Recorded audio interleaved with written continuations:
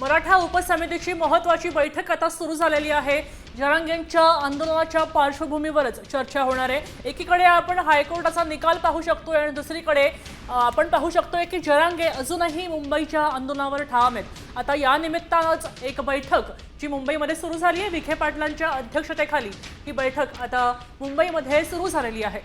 मराठा उपसमितीने विखे पाटलांच्या अध्यक्षतेखाली जरांगेंच्या आंदोलनाच्या पार्श्वभूमीवर बैठक सुरुवात केली आहे। आपल्यासोबत गणेश कवडे जोडले गेलेले आहेत, ते आत्ता मुंबईतून आढावा घेत आहेत। गणेश, नेमकं काय सुरू आहे, चर्चा काय चालू आहे?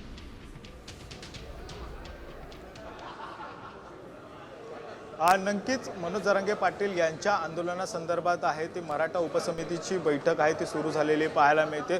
राधाकृष्ण विखे पाटील यांच्या खरं तर अध्यक्षतेखाली ही सगळी बैठक सुरू झालेली आहे। एकीकडे जर हायकोर्टानेच आहे ते मनोज जरांगे पाटील यांच्या आंदोलनाला मुंबईमध्ये आहे तो नकार दिलेला पाहायला मिळतो आणि त्यानंतरून सरकारच्या वतीनेच खरं तर कुठली तरी जागा आहे ती सुचवण्यात यावी असं देखील सांगण्यात आलेलं आहे। त्यामुळे नवी मुंबईतील खारघर या ठिकाणी असणारी जागा ही मनोज जरांगे पाटील यांना देखील आहे ती सरकारच्या वतीने दिली जाऊ शकते आणि त्यानंतर त्यांना त्या ठिकाणी जर आंदोलन करायचं असेल तर त्यांना सर्व पद्धतीच्या अटी देखील आहेत त्या ठिकाणी अटी घातल्या जातील असं देखील सांगितलं जातं। त्यामुळे आता ही मराठा उपसमितीची जी महत्त्वाची बैठक सुरू आहे आणि याच बैठकीमध्ये ह्या सगळ्या संदर्भात आहे तो निर्णय होऊ शकतो, कारण की गेल्या काही दिवसांपासून मनोज जरांगे पाटील आहे ते मुंबईमध्ये खरं तर येण्यासाठी ठाम असल्याचं पाहायला मिळतं। मात्र आता कोर्टाकडून खरं तर मनोज जरांगे पाटील यांना मुंबईमध्ये हे आंदोलन करता येऊ शकत नाही असं स्पष्ट केलेलं आहे। त्यामुळे आता हे आंदोलन जर नवी मुंबईमध्ये जर मनोज जरांगे पाटील यांना घ्यायचं असेल तर सरकारकडून खरं तर या सगळ्या संदर्भामधल्या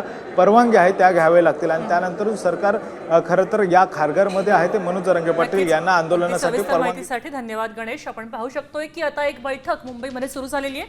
राधाकृष्ण विखे पाटील यांच्या अध्यक्षतेखाली सदस्यांची ही बैठक आहे आणि या बैठकीमध्ये कशा प्रकारची आडकाठी करता येईल, कशा प्रकारच्या अटी आणि शर्ती लागू करता येतील याचा विचार सुरू आहे।